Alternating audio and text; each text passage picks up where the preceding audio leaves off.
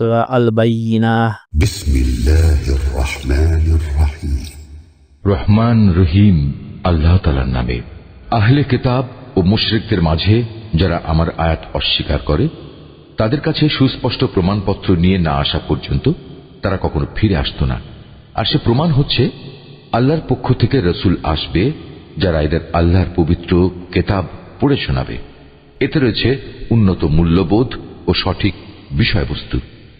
আগের কিতাবধারী লোকেরা তাদের কাছে সুস্পষ্ট প্রমাণ এসে যাওয়ার পরও বিভেদ এবং অনৈক্যে নিমজ্জিত হয়ে পড়েছে, অথচ এদের এছাড়া আর কিছুরই আদেশ দেয়া হয়নি যে তারা আল্লাহর জন্যই নিজেদের দ্বীন ও ইবাদত নিবেদিত করে নেবে এবং নামাজ প্রতিষ্ঠা করবে, যাকাত দান করবে, কেননা এ হচ্ছে সঠিক জীবন বিধান।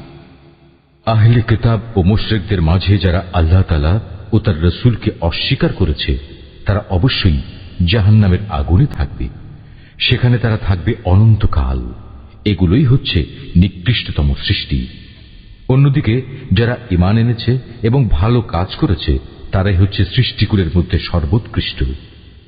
তাদের জন্য তাদের মালিকের কাছে পুরস্কার রয়েছে এমন এক জান্নাত, যার তলদেশে প্রবাহিত থাকবে ঝর্ণাধারা।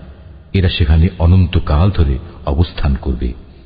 আল্লাহ তাআলা তাদের উপর সন্তুষ্ট হবেন, তারাও আল্লাহর উপর সন্তুষ্ট হবে।